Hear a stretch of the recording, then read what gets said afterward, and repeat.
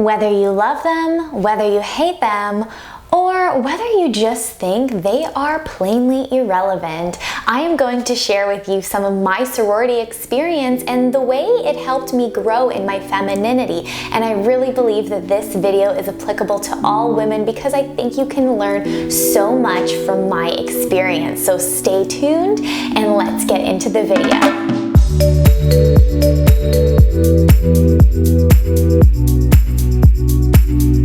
Today needs to be a sitting on the floor video, but don't worry, I have this. Hello lovely feminine women, welcome back to the channel. Thank you so much for being here. Thank you for supporting this community, this femininity revolution that is growing on the internet, and of course also joining in the conversation surrounding topics of homemaking. If those are things that interest you, I would love it so much if you would hit the red subscribe button down below. I would also appreciate it if you would hit the like button because it helps reach other women. Today's topic is a little bit different, and the goal on this channel is to be as authentic as possible, to show you the life experiences that have caused me to grow in my femininity. For example, I have done a video on how the Miss Earth pageant has caused me to develop in my femininity. Likewise, there was a big portion of my life that contributed to my feminine journey, and that was my experience in a sorority for 4 years. This video is not going to be pro sorority or against sorority. I know there are a lot of videos on the internet talking about those things. This is going to include positive as well as negative points where I learned a lot about femininity that helped me really develop as a woman. I would really love for you to share with me experiences that you have lived that have caused you to simultaneously grow in your femininity. I love reading stories and comments from all of you, and I truly do appreciate engaging in the dialogue in the comment section down below. So we have a lot to cover today. Therefore, without further ado, let me get into my first point. One of the ways in which my sorority experience caused for me to grow in my femininity was through the realization that there isn't just one type of feminine woman. This is why on my channel I talk a lot about how you can have a different personality, but you can still grow in feminine character traits that are similar to other women. The way your femininity might manifest itself based on those character traits, it might differ from another woman because you might have a different personality. Femininity is not just limited to a certain group of women, people who believe a certain thing. It is really for all women who want to develop together. There's this picture of the typical sorority girl, and honestly, I do find that myself, I look a little bit like this woman, but that was not the kind of woman that I necessarily saw in my own chapter. We had women from all different types of religions, all different types of backgrounds, and I found that they had something to offer to the femininity conversation in their own unique way. The second thing that I learned through my sorority experience that helped me grow in my femininity was the social aspect of it, particularly the art of putting together events and growing in community. I harp on this channel about how community is so important as a feminine woman, and I promise you I will make a video on it, but it's such an important topic that I want to make sure that I write down all my points before I make that video. That being said, I learned how to be resourceful, kind of on a limited budget, as well as a limitation of what we could do, space and time. I also learned to take in account the preferences of other people. People have different expectations for a social gathering. Some people like intimate social gatherings, some people like large parties. It's really important to kind of gauge your audience and offer them a variety of options. If you want to be an excellent hostess as a feminine woman, and if that is your goal, you're going to want to learn how to read other people and how to kind of observe the situations in which they truly blossom when it comes to social interaction. You don't have to join a sorority to put yourself in these circumstances where you grow these skills. That could be through community events. It could be through hosting things that have to do with your family. There is a plethora of options that you can explore to help you grow your femininity in this social sphere. The third point, and this was a major life lesson, it deals with feminine leadership. The last time I mentioned feminine leadership on this channel, I had a few people who didn't exactly understand what I was trying to say. That is because when I say leadership, you often think about masculine leadership and how leadership plays out in the masculine sense.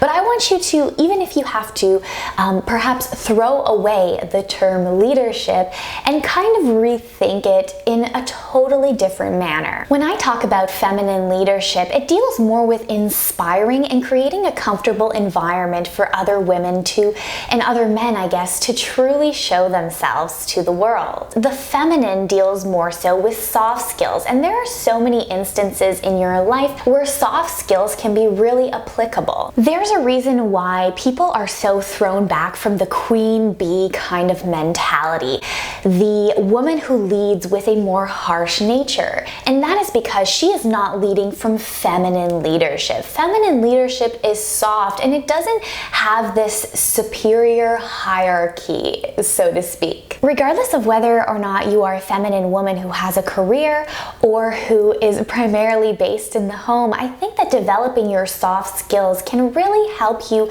be a leader in your own feminine way in your family as well as in the world. And this is also why I adopt the hashtag the Femininity Revolution, because I think that we are all feminine leaders because we are creating community through our femininity. We are inspiring change in the world, and we are really showing to people a softer side of women and how that can really be impactful. The next point I want to talk to you about is competition, and this might be one of the reasons why I am not shy to express myself similar to other women. When you are placed in a environment where many women are similar in their personality and in their interests, you are going to have to deal with negative emotions relating to jealousy as well as envy. And if you are continuously competing with these other women and you're comparing yourself and your life journey to them, you're not going to be in a good mental state to be able to express yourself femininely. I am at a point right now where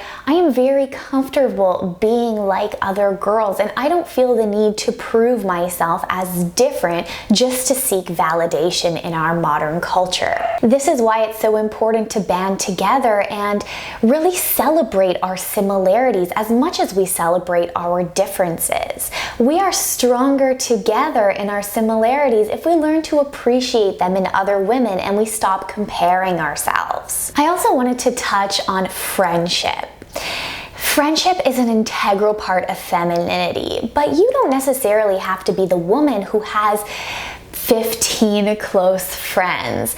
In my sorority experience, I really learned that to me, valuable friendship was not necessarily being in close relationship with all 50 women, but it was of course respecting and interacting with all these women, but finding perhaps the 5 closest women that I felt like my femininity truly grew when I fostered our friendship.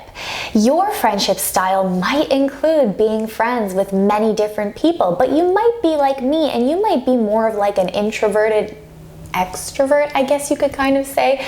Somebody who can act more extroverted while being an introvert through the practice of having close relationships to a few select people. Because if you are actually more of an introvert like myself and you try to push yourself to have 50 best friends, this might actually impede your femininity because you're always going to be worried about how you are acting with these people. Versus if you find a few close friends, you learn to develop your confidence by interacting with them, you will be more so able to act more extrovertedly with those people, and therefore it will add a lot of value to your life, and it will also help give you that boost to perhaps go out there and make even more friends. Next up, we have conflict, and it is really impossible to go through our entire lives without dealing with some sort of conflict with other people. Now, I am not perfect. Even over the course of having this YouTube channel for the past year, I have dealt with conflict in a way that I probably should not have. Now, the common narrative nowadays, what I have noticed is the advice that you should completely cut off somebody if you are in conflict with them.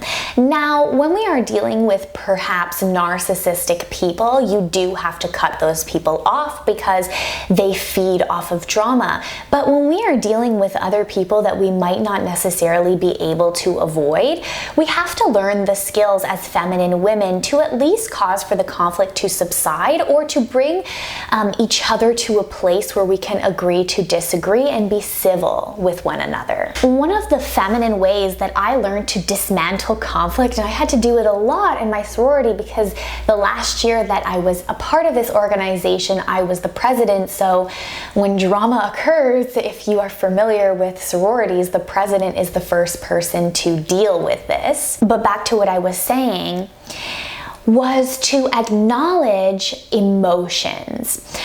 When masculine men deal with conflict, they tend to acknowledge the situation and look for quick fixes to whatever the dilemma is. But we have to acknowledge that as feminine women, perhaps there isn't even a solution that would please anybody in this circumstance. Therefore, we have to dismantle the emotions. We have to acknowledge how the other person is feeling and be free to express ourselves to kind of get them to understand our emotions as well. There are many times that I had to tell my chapter the following quote, which is extremely simplistic, but it helped them reframe the way in which they were thinking. The difference between a good person and a bad person is a good person will eventually realize what they had done wrong. They will try to correct themselves and they will move forward. But a bad person will continuously repeat the cycle.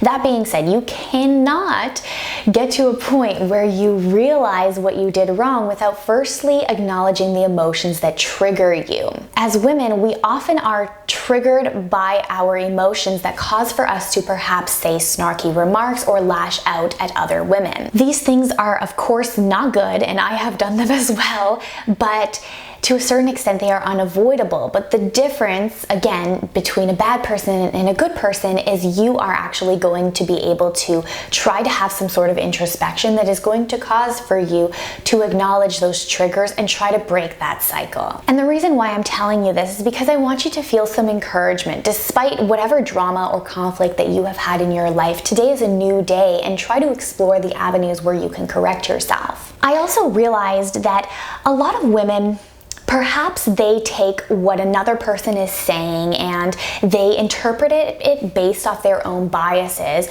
or they take one thing that a person has said one time and then they completely base their judgment upon that. I encourage you, instead of doing that, to kind of give other people a second chance. We are all human and we all make mistakes. Now let me introduce you to a more fun point that has to deal with presentation. I learned the importance of dressing up to make yourself feel better. Now, I do not dress up every single day, but I try to put at least a little bit of effort, because when you are in a sorority, you have a dress code to whichever event you are attending. And usually when you go to chapter meeting, you have to dress in business attire. Now, if you have gone through university, you will know that it is incredibly exhausting, and the last thing that you want to do is put on business attire.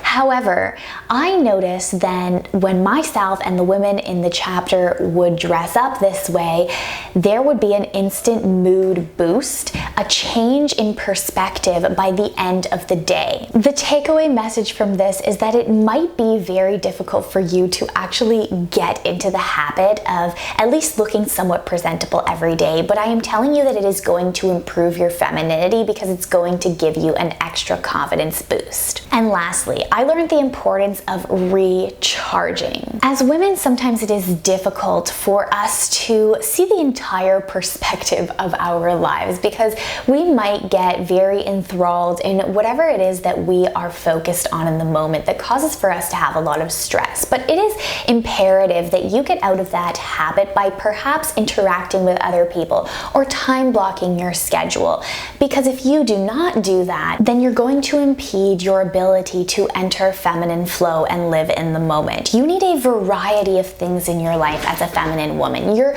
life cannot be completely focused on just one thing. Now, many people who watch my channel are also housewives, and our major focus is our family. And that might not be you. You might be a career woman, so your major focus is your career. But many of us are not wired the same way as men. And that means that if you focus too intensively on just one section of your life, you're going to end up being burnt out. Include little pockets of time for yourself, and most especially include pockets of time to interact with with other people. When I was editing the video, I forgot to include why I learned this as a result of my sorority experience, and that is because I was a part of an organization where we hosted many different types of events, social gatherings, fundraisers. There was always something to do that appealed to the interest of a variety of women.